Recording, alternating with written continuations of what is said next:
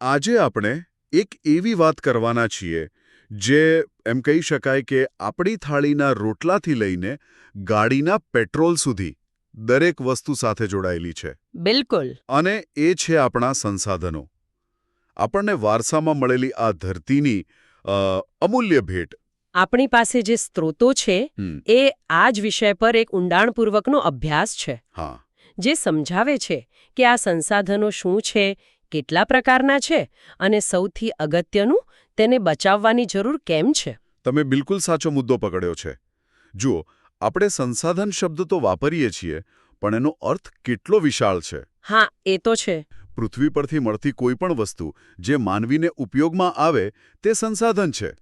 અને આજની ચર્ચાનો મુખ્ય હેતુ એ જ સમજવાનો છે કે આપણી જરૂરિયાતો તો અમર્યાદિત છે. વધતી જ જાય છે. બરાબર.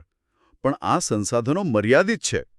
આ જે અસંતુલન છે એને સમજવું અને ઉકેલવું એ જ ભવિષ્ય માટેનો સૌથી મોટો પડકાર છે. તો ચાલો આ પડકારને સમજવાની શરૂઆત કરીએ. સ્ત્રોતોમાં સંસાધનોનું વર્ગીકરણ બહુ સ્પષ્ટ રીતે આપેલું છે. એક તો છે કુદરતી અને બીજું માનવ નિર્મિત. કુદરતીમાં પણ પાછા જૈવિક અને અજૈવિક. આ થોડું ટેકનિકલ લાગે છે. સરળ ભાષામાં સમજાવશું? ચોક્કસ. કુદરતી એટલે જે આપણને પ્રકૃતિ પાસેથી સીધું જ મળે છે, જેમ કે જમીન, પાણી, હવા. ઓકે. એમાં પણ જૈવિક એટલે જેમાં જીવ છે, જંગલો અને પ્રાણીઓ. રાઈટ. અને અજૈવિક એટલે નિર્જીવ તત્વો, ભૂમિ, હવા, પાણી પોતે. અને માનવ નિર્મિત? માનવ નિર્મિત સંસાધનો એ છે જે મનુષ્યએ પોતાની બુદ્ધિથી બનાવ્યા છે. મોટી મોટી ફેક્ટરીઓ, રસ્તાઓ, સ્મારકો. બરાબર. પણ સાચું કહું તો આ બધામાં સૌથી શક્તિશાળી સંસાધન તો ખુદ માનવ છે. એનું જ્ઞાન, એનું કૌશલ્ય. અને અહીંયા એક બીજું વર્ગીકરણ પણ છે જે મને ખૂબ મહત્વનું લાગે છે. કયું? પેલું નવીનીકરણીય અને અનવીનીકરણીય. એટલે કે જે પાછું મળી શકે અને જે એકવાર ગયું તો ગયું. બરાબર. આ બહુ જ અગત્યનો તફાવત છે. સૂર્યપ્રકાશ, પવન, જંગલો આ બધું નવીનીકરણીય છે. એ કુદરતી રીતે પાછું ભરાઈ જાય. બિલકુલ. પણ પેટ્રોલ, કોલસો, બીજા ખનિજો આ બધા અનવીનીકરણીય છે. એને બનતા તો લાખો વર્ષો લાગે છે. હા, અને આપણે એને સેંકડો વર્ષોમાં જ વાપરી રહ્યા છીએ. આ જ તફાવત આપણી ચિંતાનું મૂળ કારણ છે. તો ચાલો એક એક કરીને આ ચિંતાના મૂળ સુધી જઈએ. શરૂઆત કરીએ એ સંસાધનથી જેના પર આપણે સૌ ઊભા છીએ, ભૂમિ.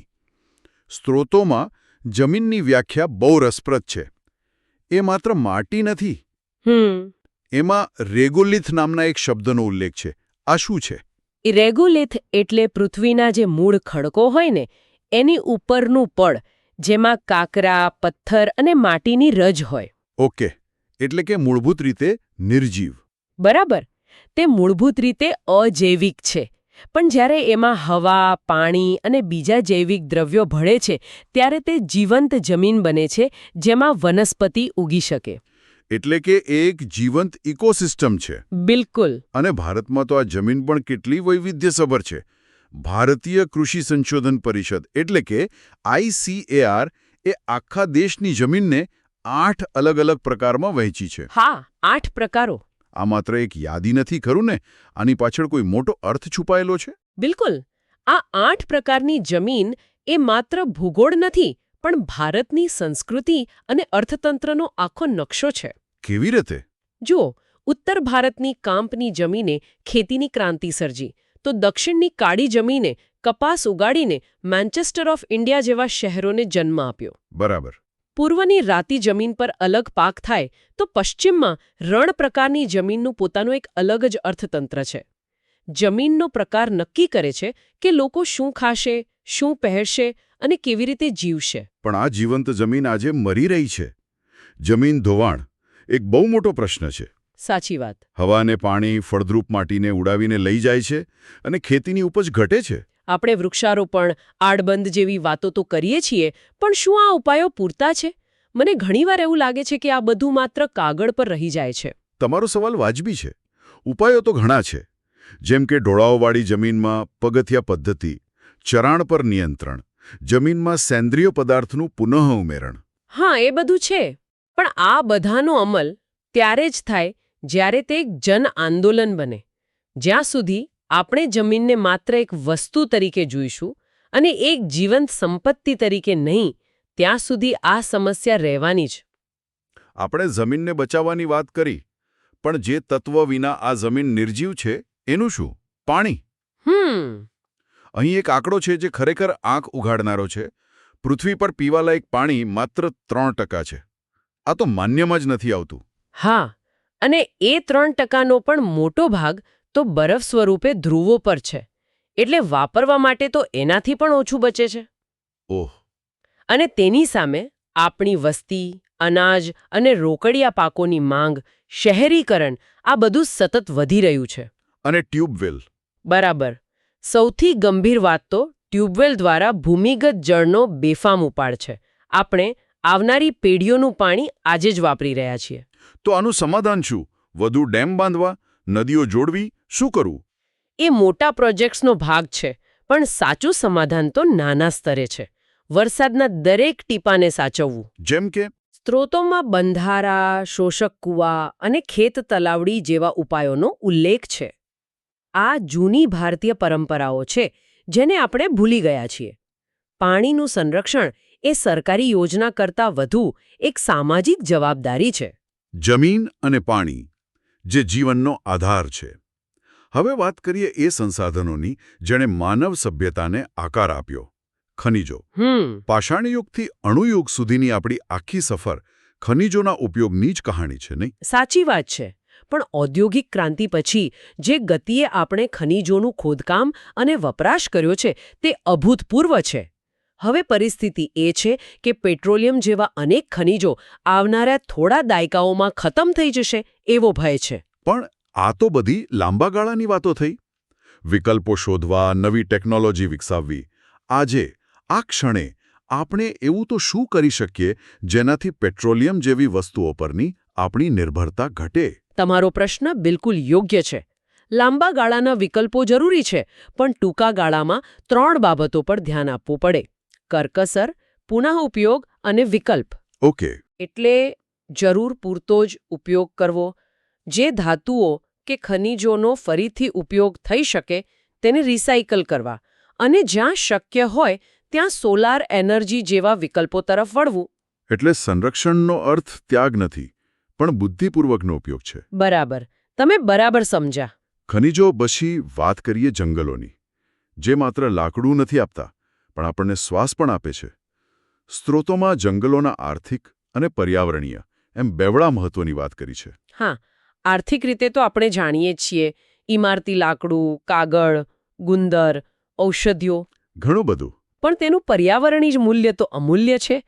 તે વાદળા બાંધે છે, વરસાદ લાવે છે, જમીનનું ધોવાણ અટકાવે છે અને પૃથ્વીના ફેફસા તરીકે કામ કરી ઓક્સિજન, કાર્બન ડાયોક્સાઇડનું સંતુલન જાળવે છે.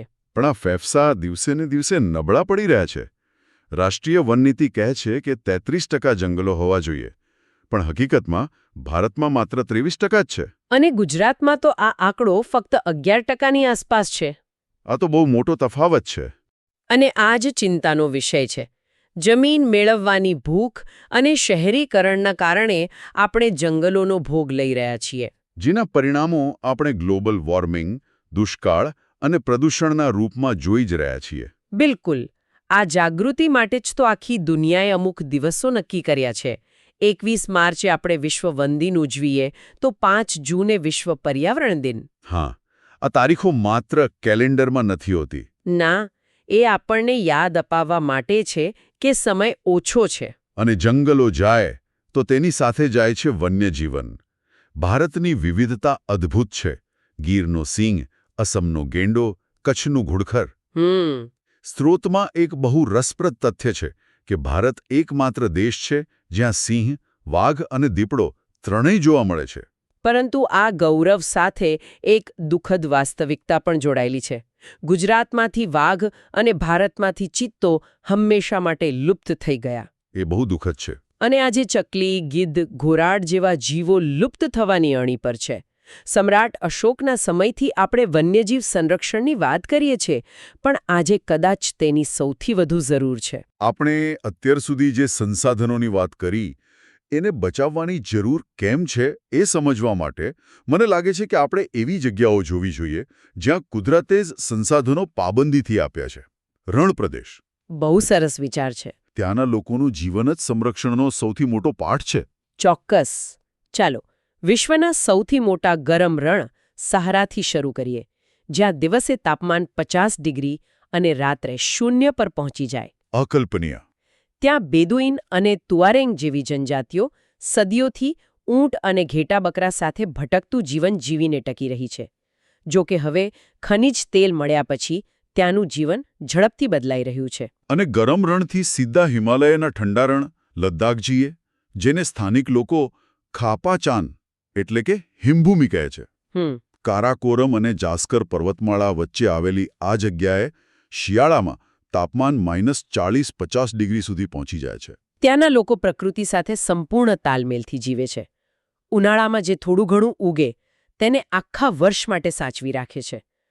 પાણીનો દરેક બૂંદ ત્યાં કિંમતી છે. સાચી વાત. ત્યાંનું જીવન આપણને શીખવે છે કે ઓછામાં ઓછા સંસાધનો સાથે પણ સંતોષ અને આનંદથી કેવી રીતે જીવી શકાય. તિબેટિયન સંસ્કૃતિના પ્રભાવને કારણે તેને નાના તિબેટ તરીકે પણ ઓળખવામાં આવે છે. અને છેલ્લે આપણા ગુજરાતનું ગૌરવ કચ્છનું રણ. હા. જ્યાં સફેદ રણની ચાંદની છે તો બંનેની ઘાસભૂમિ પણ છે. જ્યાં સુરખાબ એટલે કે ફ્લેમિંગોના ટોળા આકાશને ગુલાબી રંગે છે તો ઘુડખર મુક્તપણે વિહરે છે. કચ્છનું લોકજીવન પણ તેની ભૂમિ જેવું જ રંગીન છે, નહીં? પશુપાલન, માછીમારી અને અજોડ હસ્તકલા. બિલકુલ. અહીંના લોકોએ ખારાશ અને દુષ્કાળ વચ્ચે પણ જીવનને ધબકતું રાખ્યું છે. જો કે હવે પ્રવાસનના વિકાસે આર્થિક તકો તો આપી છે, પણ સાથે સાથે સંસાધનો પર દબાણ પણ વધાર્યું છે, જે એક નવો પડકાર છે. તો આ આખી ચર્ચાનો સાર એ જ છે કે સંસાધનો, ભલે તે જમીન હોય, પાણી હોય કે જંગલ, તે એકબીજા સાથે જોડાયેલા છે. એકને નુકસાન પહોંચાડવાથી આખી સાંકળ તૂટી જાય છે. બિલકુલ. અને શ્રોતાઓ માટે એક વિચાર સાથે વાત પૂરી કરું. આપણે જોયું કે લદ્દાખ અને કચ્છ જેવા રણપ્રદેશના લોકોએ સંસાધનોનો કરકસરપૂર્વક ઉપયોગ કર્યો કારણ કે તે તેમની મજબૂરી હતી. પ્રશ્ન એ છે કે આજે જે વિસ્તારો સંસાધનોથી ભરપૂર છે તેમના માટે શું આ જીવનશૈલી એક નૈતિક જવાબદારી નથી બની જતી? શું આપણે આપણી મરજીથી એ શીખી શકીએ જે રણના લોકો મજબૂરીથી શીખ્યા છે?